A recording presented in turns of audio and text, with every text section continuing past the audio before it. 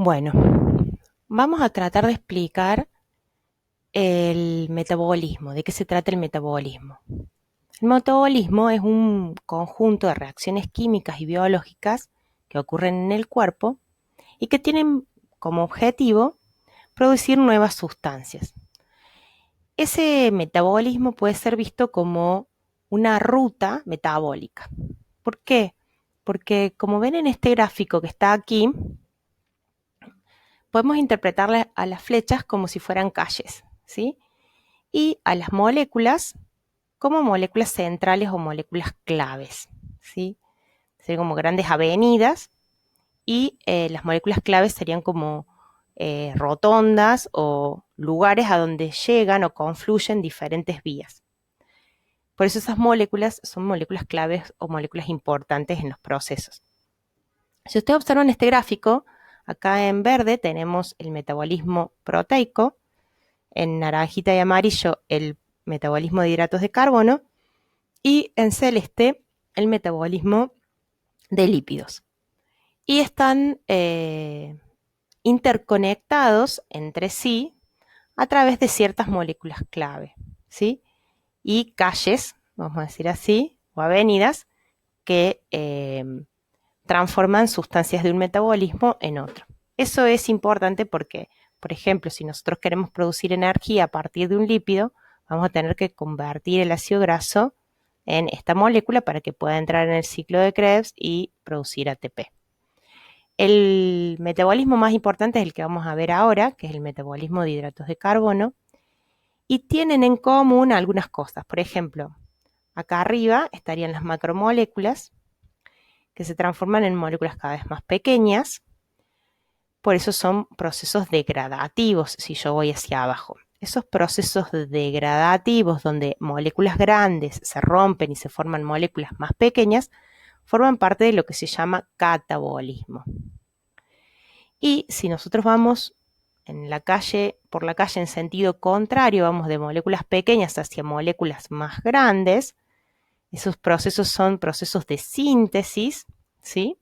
De formación de moléculas más complejas y esos procesos son procesos anabólicos o pertenecientes al anabolismo. Bien, cuando nosotros comemos, por ejemplo, los alimentos son una fuente de energía para producir trabajo biológico. Los alimentos, como van a poder observar bien en el apunte, van a sufrir una serie de procesos enzimáticos que cuyo objetivo es degradarlos. Es decir, la digestión es un proceso catabólico realizado por enzimas que actúan en reacciones químicas cuyo objetivo es producir moléculas pequeñas. Esas moléculas pequeñas van a ser absorbidas en el intestino, van a ser transportadas por sangre hasta la célula y la célula después va a usar esas moléculas pequeñas para lo que necesite. ¿Para qué puede necesitarlo? Para producir energía, ATP, a través de alguna ruta metabólica generadora de ATP, o para sintetizar moléculas estructurales o funcionales. ¿Qué quiere decir una molécula estructural o funcional? Es una molécula que conforma a la membrana, al RER, ¿sí? Es una especie de ladrillo celular. Cuando decimos somos lo que comemos, no es una mera frase, sino que a partir de los alimentos que nosotros incorporamos, vamos a obtener las moléculas con que vamos a construir nuestras células y con esas células nuestros órganos, etc. Y a la vez hay moléculas que son funcionales. ¿Qué quiere decir? Que tienen funciones específicas como una hormona que es comunicar o un receptor que es captar una señal. Entonces, si nosotros nos alimentamos con alimentos de mala calidad, lo que va a pasar es que vamos a sintetizar células de mala calidad y biológicamente no vamos a trabajar adecuadamente, nuestro cuerpo no va a estar trabajando adecuadamente, nos van a faltar algún tipo de nutrientes o va a estar lento nuestro metabolismo o rápido, también eso depende de lo que comemos. Es una parte genético, pero también depende de qué alimentos incorporamos en nuestra dieta. Y si no necesita energía y tampoco formar nuevas moléculas, lo que va a hacer el cuerpo es almacenar esos alimentos. ¿Cómo los almacena? Los dos grandes almacenes de energía son el glucógeno, que es la unión de glucosas y que normalmente se almacena en células hepáticas o células musculares, y los triglicéridos, que es el almacén de lípidos y que se almacenan en el tejido adiposo. Esos son como nuestros tejidos de almacenamiento de sustancias altamente energéticas. Estas sustancias, cuando el cuerpo necesita energía, así como por ejemplo un oso polar acumuló antes de hibernar, acumuló alimento en forma de almacén, y mientras duerme, el cuerpo del oso degrada ese almacén de, de energético, lo va a transformar en ATP para que el oso pueda dormir, pero sigue viviendo, ¿sí? Bueno, nosotros hacemos lo mismo, no estamos comiendo todo el tiempo. O sea, comemos, si dejáramos de comer, por supuesto que moriríamos pasado un tiempo por inanición, pero mientras no comemos, el cuerpo está utilizando esas reservas para producir energía. Es importante entender quién es el ATP. El ATP es la molécula de intercambio energético por excelencia. Está formada por adenina, ribosa y 3 grupos fosfato, ¿sí? Ya lo hemos visto al ATP porque para formar la base nitrogenada adenosina, el ATP se pierde 2 fósforos y se transforma en el nucleótido adenosina, que es adenina, ribosa y un fósforo, ¿sí? Pero en este caso lo vamos a ver como molécula de intercambio energético o moneda de intercambio energético, ¿sí? Cumple otra función diferente, no es estructural, sino es una molécula altamente energética. ¿Por qué? Porque el ATP tiene enlaces de alta energía. Esos enlaces son los enlaces que están entre fosfato y fosfato, o entre fósforo y fósforo, como quieran decirlo. ¿Qué va a pasar? Cuando se corte este enlace fósforo-fósforo, el ATP se va a transformar en ADP y va a liberar gran energía. Pero en nuestro cuerpo, esa energía va a ser inmediatamente utilizada por alguna estructura molecular. Por ejemplo, en la contracción muscular, cuando se rompe el ATP, esa energía es utilizada por la miosina para producir el acople con la actina, ¿sí? O en el caso de las bombas de transporte activo, el ATP se rompe y esa energía se utiliza para mover, para que la proteína se mueva y transporte sustancias de un lado a otro de la célula. También cuando el ATP se desfosforila, ese mismo fósforo puede ir a parar a enzimas y activarlas, ¿sí? O sea que es una molécula muy polifacética, pero a nosotros nos tiene que quedar la idea de que es una molécula de alta reserva energética. Bueno, ¿qué tenemos acá? Acá tenemos un mapa metabólico con algunos de los procesos que nosotros vamos a ver, ¿sí? Digo algunos porque hay muchísimos procesos en el cuerpo, muchísimas reacciones, pero a nosotros nos interesan los que están señalados en rojito o en azul. Los que están en rojo son vías catabólicas, porque transforman macromoléculas, dijimos, en moléculas más pequeñas. Y las que están en azul son procesos anabólicos. Lo que me interesa por ahora en este mapita es que entendamos que el nombre provee información. O sea, nos está diciendo de qué se trata el proceso. Por ejemplo, si nosotros leemos glucogenólisis, ¿qué podemos leer ahí? Lisis, ruptura del glucógeno. Quiere decir que este proceso es la transformación del glucógeno, que es un polisacárido, a la glucosa, que es un monosacárido. O sea, ustedes les preguntan, ¿cómo se denomina el proceso de transformación de glucógeno en glucosa? Me van a responder la glucogenólisis. ¿Y cómo se va a llamar el proceso inverso? Bueno, estamos yendo de glucosa a glucógeno. Estamos formando. Es la génesis del glucógeno. Por eso se llama glucogenogénesis, ¿sí? Si ustedes atienden a los nombres, el mismo nombre les va a quedar grabado.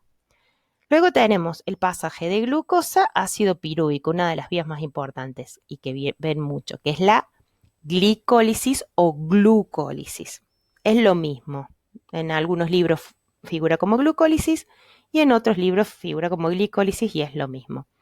Y el proceso inverso de ácido pirúvico hacia glucosa se llama gluconeogénesis, nueva formación de glucosa.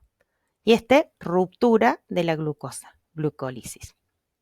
El ácido pirúvico, ya vamos a ver, puede seguir dos vías metabólicas. Depende de si está en presencia de oxígeno o no. La que tenemos acá es en presencia de oxígeno. En presencia de oxígeno se descarboxila, quiere decir que pierde un carbono y se oxida, descarboxilación oxidativa, ya vamos a estudiar de qué se trata estas dos cosas, y se transforma en acetil-CoA. Esto es un proceso de activación que sufre el ácido pirúvico para poder entrar al ciclo de Krebs. La acetil-CoA entra al ciclo de Krebs, también vamos a ver por qué se llama así, y del ciclo de Krebs salen sustancias que entran a la fosforilación oxidativa para formar ATP. O sea, esto es una vía degradativa de la glucosa con el objeto de formar ATP. O sea, al cuerpo le cuesta formar ATP, ¿sí?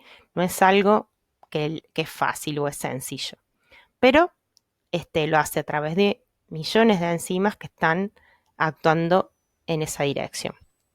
Por otra parte, vemos que si necesitamos formar ATP, pero a través de lípidos, vamos a necesitar la lipólisis, que es la degradación de los triglicéridos en ácidos grasos, lipólisis, ruptura del almacén de lípidos, y luego que los ácidos grasos entren al ciclo de Krebs, transformándose previamente en acetil-CoA en una vía que se llama beta-oxidación y que también las vamos a estudiar en la clase video siguiente. Y a qué denominaremos lipogénesis, al almacenamiento de ácidos grasos en forma de triglicéridos en las células adiposas. Lipogénesis, formación de lípidos complejos. El metabolismo de proteínas nosotros no lo vamos a ver, no porque no sea importante, sino porque nos aporta más información o el objetivo de este curso es ver el metabolismo de lípidos y el metabolismo de lípidos y de hidratos de carbono específicamente. Acá tenemos explicado de nuevo qué son las reacciones, la diferencia entre anabolismo y catabolismo. Anabolismo, moléculas simples que se unen con gasto de energía o ATP para formar moléculas complejas. Reacciones catabólicas o catabolismo, moléculas complejas que se degradan, se rompen para formar moléculas simples. Y pérdida de energía o formación de ATP. Estas enzimas que vamos a estudiar, coenzimas en realidad, las vamos a estudiar porque son muy importantes en los procesos de oxidorreducción y tenemos que entender muy bien de qué se tratan. En química le decimos proceso de reducción a aceptar hidrógenos. Fíjense lo que está pasando con esta molécula. El NAD es una molécula que se llama nicotindiamina adenina dinucleótido, que para nuestro beneficio y satisfacción le vamos a decir NAD, para no nombrar todo ese nombre tan largo.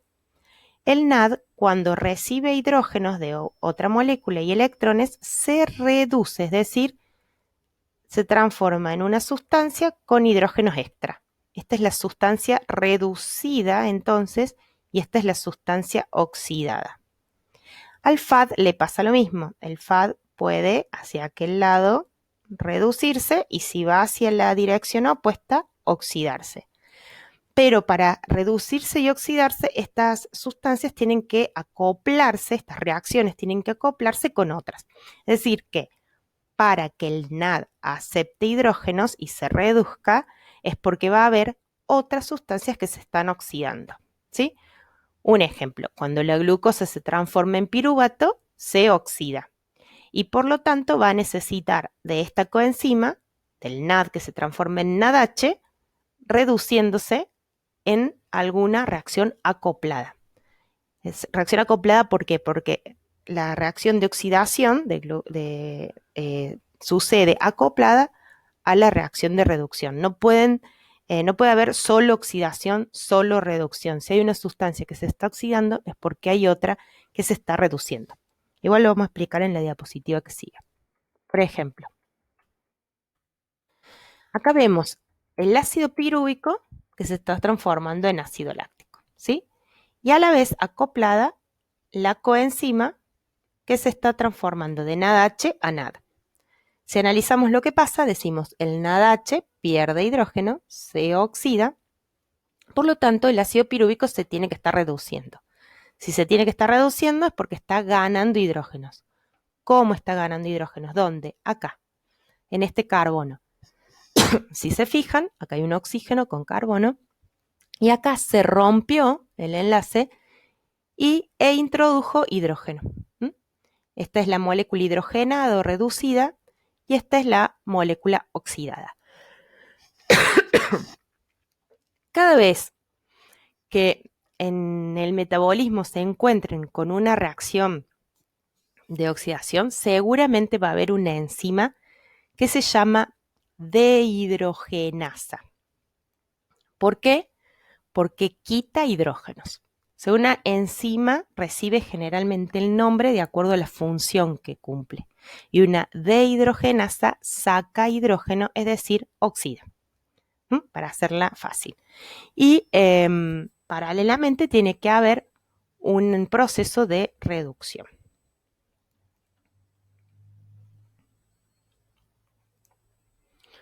Importancia de la formación de glucosa 6-fosfato. Bueno, acá es importante que ustedes sepan que la glucosa viaja por sangre como glucosa libre y también asociada a ciertas proteínas como la hemoglobina o la albúmina. Pero una vez que la glucosa entra a la célula tiene que asegurarse de que no salga y le pone un candado. Ese candado es este fósforo que está acá en la posición 6. Por eso transforma la glucosa en glucosa 6-fosfato. Y eso hace que la glucosa, en vez de salir de la célula, quede disponible adentro de la célula para seguir un camino metabólico, una ruta metabólica interna a la célula.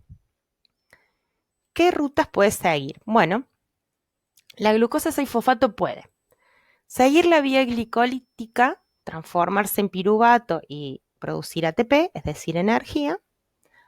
No necesita energía, producir glucógeno, es decir, hacer glucogenogénesis y almacenarse, o puede transformarse en otros azúcares, por ejemplo, la vía de las pentosas se transforma en ribosa 5-fosfato, que esta ribosa se usa para formar ARN, por ejemplo, ¿sí?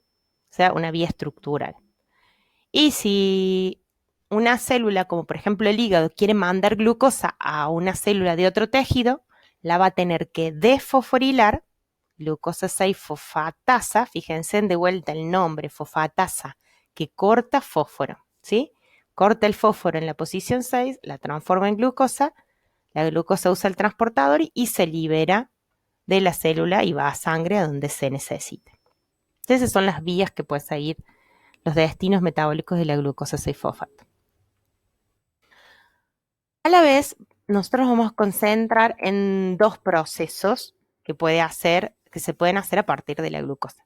La glucosa puede hacer solo glicólisis, transformarse en pirúvico y de pirúvico hacia ácido láctico, o de pirúvico activarse, entrar al ciclo de Krebs y usar la vía larga, vamos a decir, el caminito largo en presencia de oxígeno. Es decir, se requieren 4 pasos para que la glucosa se oxide: glicólisis, activación, ciclo de Krebs y cadena que no está acá, la fosforilación oxidativa, mientras que se necesitan solamente 2 procesos en el proceso anaeróbico, que es la glicólisis, más lo que se llama fermentación láctica, que vamos a explicarla en breve, ¿sí?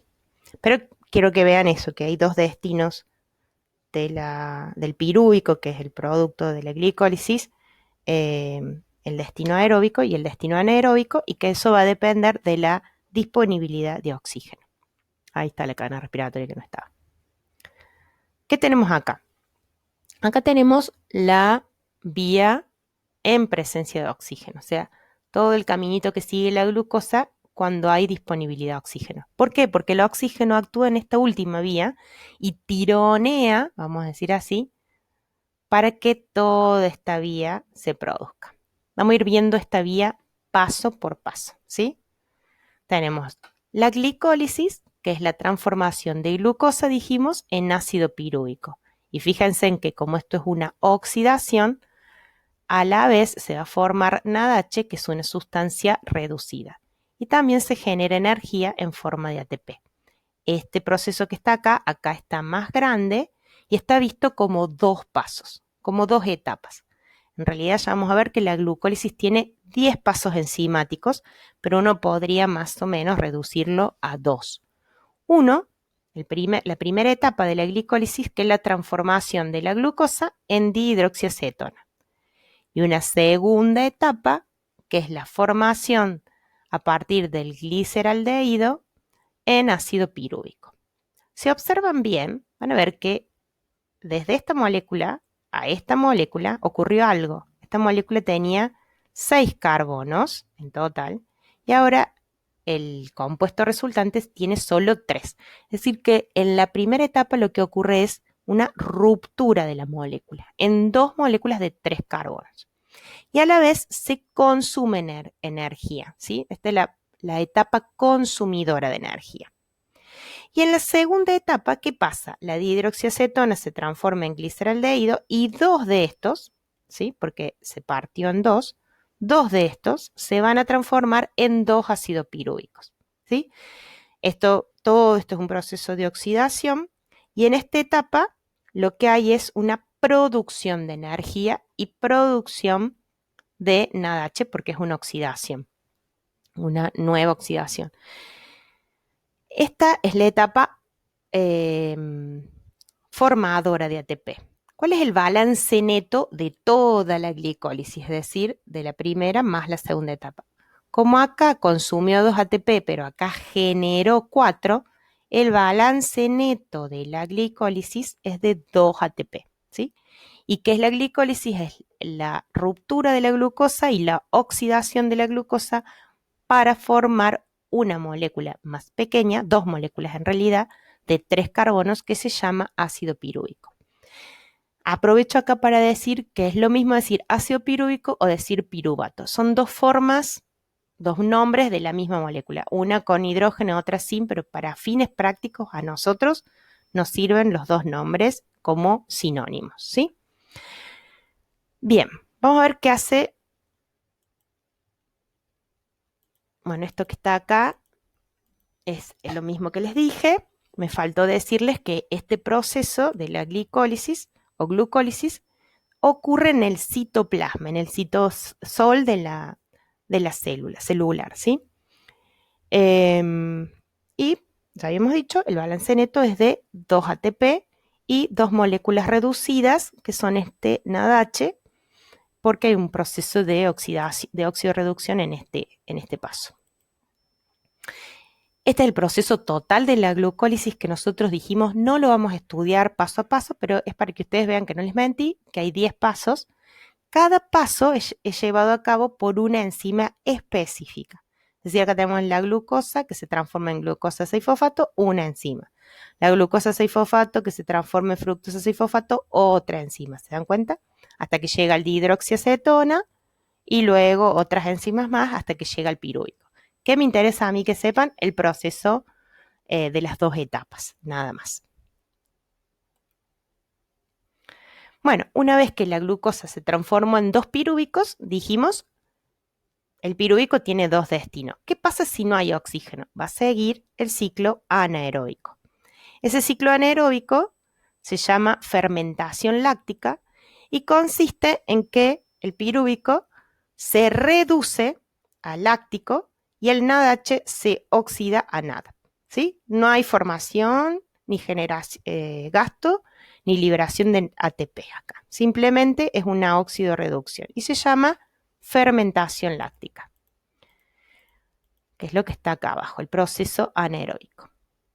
Los procesos anaeróbicos generalmente ocurren cuando el músculo está trabajando con baja cantidad de oxígeno. Y ese ácido láctico es el que ustedes vieron que se acumula en el músculo. ¿Por qué digo se acumula? Porque el ácido láctico no puede transformarse de nuevo en glucosa en el músculo. Si quiere transformarse en glucosa, ese ácido láctico tiene que ser removido de las células musculares, tiene que transformarse en ácido pirúvico y luego en glucosa a través de un proceso que se llama gluconeogénesis y que ocurre en el hígado. ¿Sí? ¿Estamos de acuerdo? Entonces, ¿cómo se va a regenerar el ácido láctico? Transformándose en pirúvico y el pirúvico transformándose en glucosa en un proceso que se llama gluconeogénesis y que ocurre en el hígado. Pero en el músculo no lo puede hacer, ¿sí? No hace gluconeogénesis, no hacen las células musculares. ¿Se entendió? Esa fermentación, hay otro tipo de fermentación que es la fermentación alcohólica, que la van a ver en el apunte, y que es la que realizan ciertas bacterias y microorganismos cuando actúan sobre semillas. Por ejemplo, cuando del almidón, que se transforma en glucosa, se forma el alcohol, ¿sí? O de la glucosa de la uva se forma el vino, que es etanol. Esa es la fermentación etanólica o alcohólica. Es muy similar, pero es un proceso que realizan las bacterias. Nosotros hacemos fermentación láctica, no alcohólica, ¿sí? Igual en el apunte, en el práctico de los ejercicios, les pide. También les pide que expliquen el ciclo de Cori y la gluconeogénesis, que la van a tener que buscar ustedes solitos. Es muy simple, la pueden buscar en Wikipedia y está explicada para completarla. Para no demorarnos y no dispersarnos, dejé ese proceso aparte, ¿no? Pero hay algunos procesos como la que mencioné, la fermentación alcohólica, el ciclo de Cori y la gluconeogénesis, que la van a estudiar ustedes solos aparte, ¿no? Bueno, el ácido pirúvico entonces, si hay oxígeno, va a entrar a la mitocondria. Recuerden que la mitocondria es como el pulmón de la célula, es decir, el oxígeno que nosotros estamos respirando va directo a la mitocondria y la mitocondria la usa para producir ATP, a partir justamente de otras moléculas, como por ejemplo la glucosa. Dijimos, el ácido pirúvico entra al citoplasma de la mitocondria, ¿sí? Y va a actuar una enzima que se llama piruvato dehidrogenasa, ¿ven? Es una enzima que oxida, quita hidrógeno. ¿A quién le quita hidrógeno? Al ácido pirúvico. Y a la vez se llama descarboxilación oxidativa, porque además de producirse una oxidación, hay una pérdida de dióxido de carbono, se descarboxila, pierde un grupo carbono, ¿ven? Eran 3 carbonos y ahora son 2 carbonos. Este grupo se llama grupo acetilo, sin el carbono que se fue con este dióxido de carbono. Este es un proceso que se llama proceso de activación y es necesario porque el pirúvico no puede entrar al ciclo de Krebs. Para poder entrar al ciclo de Krebs se tiene que transformar en acetilo y se tiene que unir el acetilo a una coenzima que se llama coenzima A. La coenzima A es una proteína que se va a unir con el grupo acetilo formando el acetil-CoA para poder entrar al ciclo de Krebs. La CoA lo va a ir transportando a lo largo del ciclo de Krebs y se va a separar recién cuando la molécula quiere irse del ciclo de Krebs. ¿Sí? Este es el proceso de activación. Luego el acetil-CoA entra al ciclo de Krebs. El ciclo de Krebs ya lo vamos a ver, pero consiste en una serie también de oxidaciones y descarboxilaciones. Ven que sale dióxido de carbono. ¿Y por qué sabemos que es una oxidación? Porque se producen sustancias reducidas, que son el NADH y el FADH.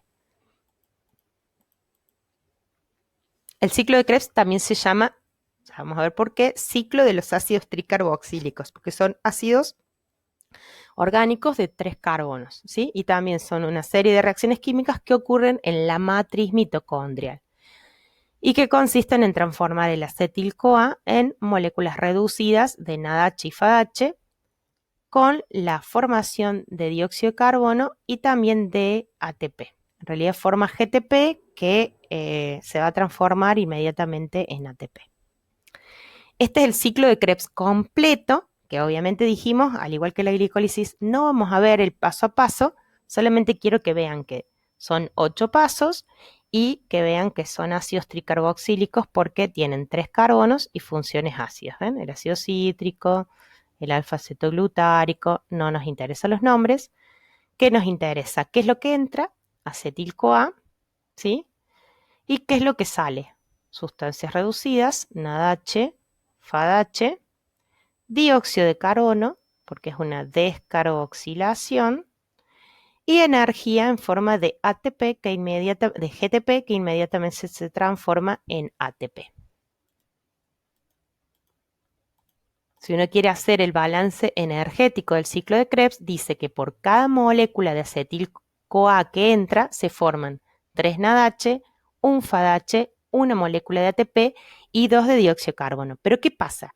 Que la glucosa formó 2 ácidos pirúvicos y por lo tanto al ciclo de Krebs van a entrar 2 moléculas de acetil-CoA. Y por lo tanto, esas 2 moléculas de acetil-CoA van a producir 2 vueltas de ciclo de Krebs, o sea, el doble de lo que está acá. 6 NADH, 2 FADH, 2 ATP y 4 moléculas de dióxido de carbono. ¿Qué van a hacer los NADH y los FADH, estas sustancias reducidas? Van a entrar en el último proceso para formar ATP, que es la cadena respiratoria. La cadena respiratoria se llama también cadena respiratoria porque utiliza oxígeno, que está acá abajo. Se llama cadena transportadora de electrones porque hay una serie de proteínas que transportan electrones. Y también se llama fosforilación oxidativa, todos esos nombres recibe, porque va a ocurrir una fosforilación, que es la formación de ATP a partir de la fosforilación del ADP, ¿sí? Y oxidativa porque es un proceso de oxidación, ¿sí? Vamos paso a paso. Primero vamos a decir a dónde ocurre. Ocurre en la membrana interna de la mitocondria. Esto es muy importante porque la membrana de la mitocondria es doble. Tiene una membrana interna y una membrana externa. Lo que estamos viendo acá es la membrana interna. Quiere decir que acá está el espacio intermembranoso y acá habría una segunda membrana, que es la otra, que no está acá, ¿sí? No está dibujada. Y este es el citoplasma. Esta parte de acá abajo sería el citoplasma. ¿Qué es lo que tenemos acá? En la membrana vamos a tener una serie de proteínas, ¿sí?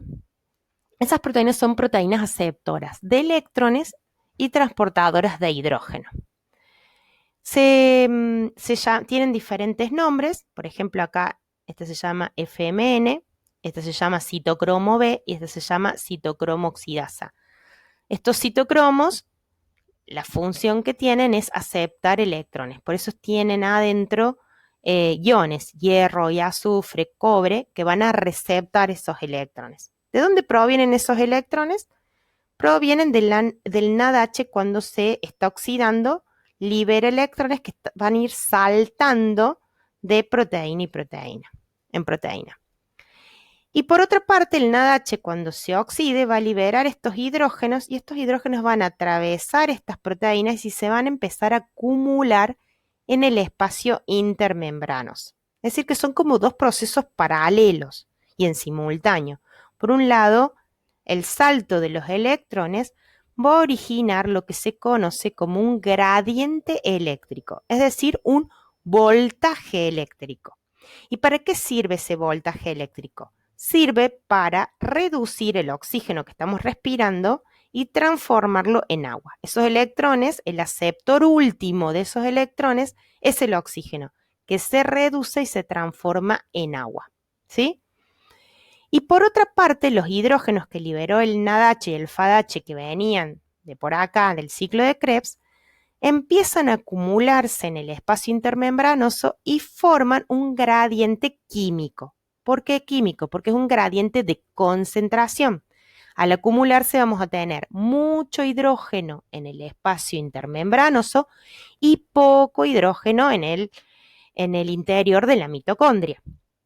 ¿Qué es lo que va a hacer posible esa diferencia, ese gradiente de hidrógenos? Que esta bomba de hidrógenos, que a la vez es una ATP sintetasa, funcione, ¿sí?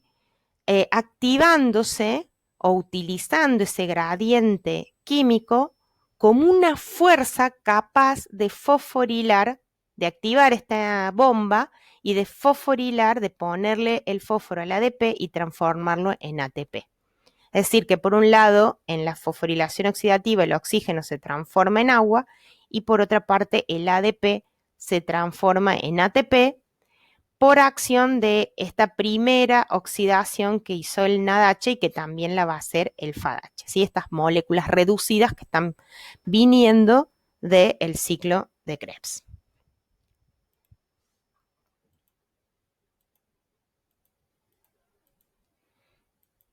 Esto que está acá es lo que dijimos, que la cadena respiratoria usa estas coenzimas o carrier para producir el gradiente electroquímico, es decir, un gradiente eléctrico de electrones cuya finalidad es reducir al oxígeno y transformarlo en agua, y un gradiente químico producido por el gradiente de concentración de hidrógenos que va a ser usado por la bomba de hidrógenos para formar, en definitiva, ATP. Eso ocurre en la membrana, acuérdense. Y lo que vemos, por último, por penúltimo, porque nos falta un poquito más, es el balance energético de un proceso aeróbico, en donde la glucosa entra a la glicólisis, pasa al ciclo de Krebs y termina en la fosforilación oxidativa o la cadena respiratoria produciendo ATP. ¿De dónde van saliendo cada uno de esos ATP? La glicólisis dijimos que produce 2 ATP, 2 ATPs directos. Eso es la glucólisis como proceso separado de lo que sigue, y también es el balance neto de la glucólisis cuando no hay oxígeno, es decir, la glucólisis anaeróbica produce 2 ATP. Pero cuando hay oxígeno, el NADH que se produce en la glucólisis va a entrar en la fosforilación oxidativa, es decir, va a viajar hasta la membrana de la mitocondria y se va a transformar en ATP extra. A la vez, todos los NADH que se van produciendo en los otros procesos, por ejemplo, en el ácido pirúvico hay un NADH, como son 2 ácidos pirúvicos, son 2, esta es la activación, es decir, el pasaje de ácido pirúvico a acetil-CoA, y a la vez cada NADH genera 3 ATP y cada FADH genera 2 ATP en el transporte electrónico. Entonces, lo que está haciendo esta tablita es transformando el NADH y el FADH en sus equivalentes, que en este caso serían los ATP. Si uno suma todos los ATP, le da 38. Decimos que un proceso aeróbico produce entre 36 y 38 ATP. ¿Por qué a veces 36 y a veces 38? Porque hay células que van a usar 2 de estos ATP para otra cosa, entonces la producción va a ser de 36. Depende en qué tipo de célula esté, si es una célula renal, una célula cardíaca. Generalmente las células que más reciben oxígeno producen 36 ATP y las que reciben un poquito menos, como las renales, producen 38. Es lo mismo para nosotros. Este sería como el proceso completo de formación de oxidación de la glucosa por acción del oxígeno. 36-38 ATP, el dióxido de carbono, que se produce por la descarboxilación de este paso y del ciclo de Krebs, y el agua, que se forma cuando el oxígeno recibe los hidrógenos del NADH. Por último, lo que quiero mostrarles es los procesos de formación y de liberación de glucógeno. La glucogenogénesis, ¿sí? Y la glucogenólisis. La glucogenogénesis es la vía que va hacia abajo, en este caso la rojita. y la glucogenólisis es la vía que va en azul hacia arriba. Lo primero que quiero que vean es que si bien los intermediarios son los mismos, las enzimas que utilizan las diferentes vías son distintas. Es decir, la glucogenogénesis, ¿sí?, tiene como enzima principal la exoquinasa.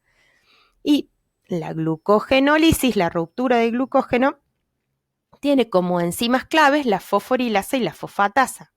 ¿Y por qué hago hincapié en esto? Porque las dos vías metabólicas son activadas por hormonas diferentes, ¿sí? Por ejemplo, la insulina estimula a la exoquinasa, es decir, que estimula la entrada de glucosa a la célula y la formación de glucógeno. La glucogenogénesis es estimulada por la insulina. Por eso se dice que la insulina es una hormona anabólica, porque forma una molécula de almacenamiento, una macromolécula. Mientras que la adrenalina, el glucagón y el cortisol son hormonas catabólicas, porque actúan al revés, ¿sí?, degradando al glucógeno, ¿sí?, y transformándolo en glucosa, activando esta vía. Es decir, el hecho de que ambas vías utilicen diferentes enzimas hace que puedan ser activadas esas enzimas diferencialmente por hormonas distintas, ¿sí? Entonces, cuando hay insulina se activa una vía y cuando se segrega glucagón, ¿sí?, se activa la otra vía. A modo anecdótico, y para que por ahí graben alguna de estas cosas, quería decirles, por ejemplo, contarles que cuando uno hace una actividad física, la hormona que se segrega es la adrenalina. La adrenalina es una hormona, como dijimos, catabólica, es decir, que mientras nosotros estamos haciendo gimnasia, lo que está pasando es que el glucógeno y a la vez los triglicéridos, vamos a verlo en la otra videoclase, se degradan para justamente formar estos monómeros, la glucosa y los ácidos grasos, que a su vez van a degradarse, van a oxidarse para formar ATP, ¿sí?, por este tipo de metabolismo, que es lo que que es lo que estamos haciendo, hacemos gimnasia y consumimos este almacén.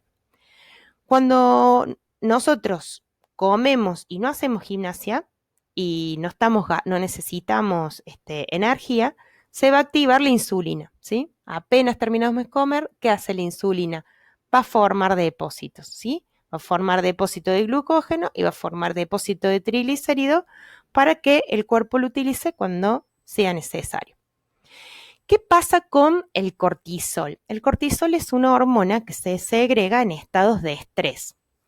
Y a diferencia de la adrenalina que veíamos en el EU3 del ejercicio, el cortisol es una hormona que produce un desgaste continuo de estos almacenes de energía como el glucógeno y las grasas y que nos produce la sensación de agotamiento. Por más de que nosotros estemos sentados sin hacer actividad física, el cortisol puede estar actuando si estamos estresados y puede estar degradando compulsivamente esos depósitos, ¿sí?